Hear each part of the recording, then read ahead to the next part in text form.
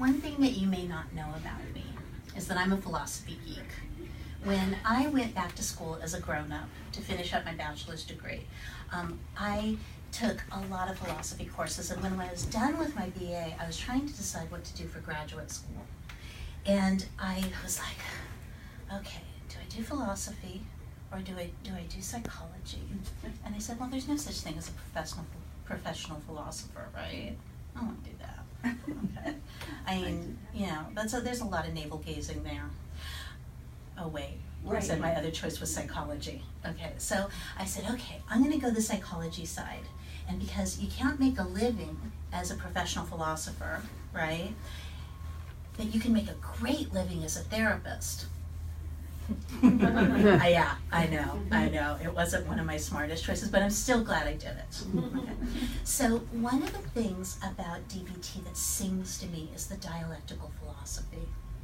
It makes so much sense to me. Now, the other thing that you don't know about me is that I was a fashion designer. For about a decade in the 80s, I was in the fashion industry. I went back and forth from New York to, I lived in LA, I went to New York the first week of every month. It was the 80s, so of course it was not fashion's proudest moment, but my skirt was short, my heels were high, my hair was big, and my shoulder pads were gigantic. Okay, so I was rocking it. At the very beginning of my time in the fashion design world, I was lucky enough to get to do an internship with a guy named William Trevia, and I don't know if any of you guys know who he is, but you'll know exactly who he is when I put this up. Oh my goodness. That's what Mr. Trevia was most well known for. Did he do that shot?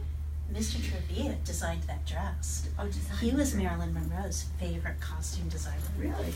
He did all the costumes for 7 Year Itch, of course, but also Gentlemen Prefer Blondes. What else?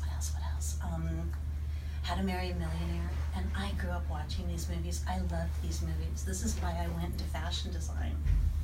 So there was an internship available, and I was going to go for it. Okay. Now, you might think, okay, what the hell? Where's she going with this? And so I'm going to take a little detour and talk about dialectical thinking for a second, and we'll get back to Marilyn. Okay, she's not used to being kept waiting, so BPD going on there too.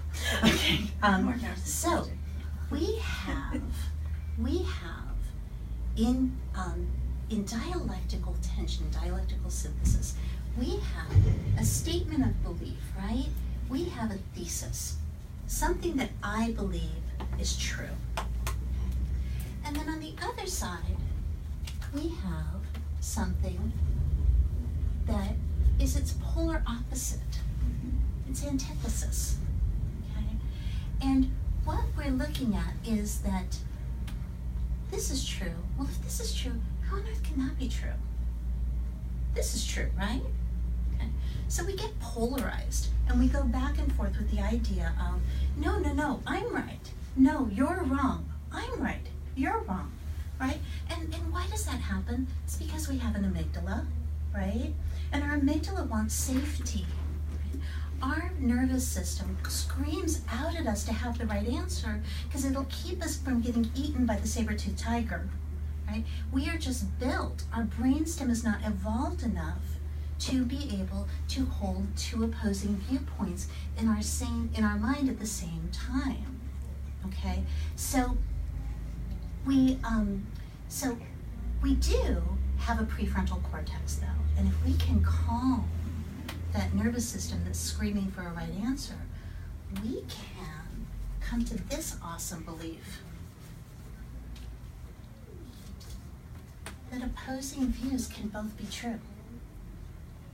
You mean I get to have the wisdom of what my belief is, and I can actually calm my nervous system enough to go, there's something true in what you're saying too? Oh my gosh.